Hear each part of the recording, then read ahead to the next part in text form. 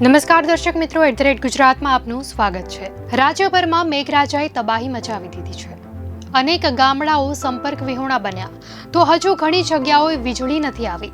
ઘણા લોકોએ જીવ ગુમાવ્યા છે।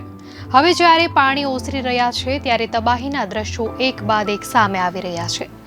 ગોંડલમાં પણ 4 દિવસમાં 14 ઇંચ જેટલો વરસાદ ખાબક્યો।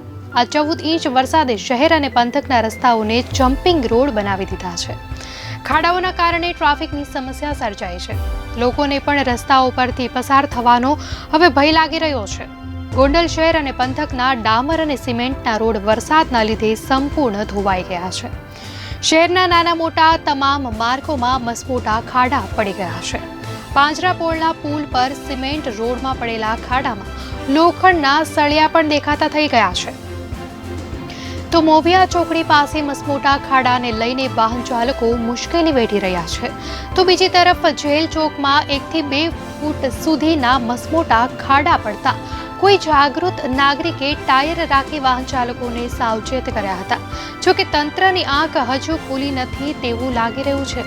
ચોમાસા પહેલા પ્રિમોન્સૂનની વાતો થાય છે, પરંતુ 1-2 વરસાદ પડતા જ તેની પોલ ઉઘાડી પડી જતી હોય છે। જેતપુર રોડ સાંઢિયા પુલથી લઈને પાંજરાપોળ સુધીના રોડ પર અનેક ખાડાઓ પડી ગયા છે। તો સેન્ટ્રલ સિનેમા ચોકમાં બાપા સીતારામ મઢુલી નજીક ડામર રોડ તૂટી ગયો છે। રોજ નોકરી ધંધા અર્થે હજારોની સંખ્યામાં વાહનો અવરજવર કરે છે। તેથી લોકોની માંગ છે કે વહેલી તકે રસ્તાઓને રિપેર કરવામાં આવે। શહેર કોંગ્રેસ પ્રમુખ આશિષ કુંજડિયાએ જણાવ્યું હતું કે ભારતીય જનતા પાર્ટી વિકાસની વાતો તો કરે છે, તે વિકાસ 4 દિવસમાં પાણીની સાથે વહી ગયો। શહેર કે તાલુકામાં એક પણ રોડ સારી હાલતમાં નથી। રસ્તાઓની ખરાબ હાલતથી લોકોના જીવ જાય છે, જેની પાછળ તંત્રની આ બેદરકારી જવાબદાર છે।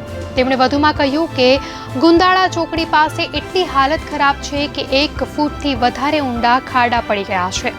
ભારતીય જનતા પાર્ટીના લોકો શાસકોને ફોટા પડાવવા સિવાય કોઈ બાબતમાં રસ નથી। સાથે તેમણે એમ પણ જણાવ્યું કે વરસાદ રહી ચૂક્યો છે।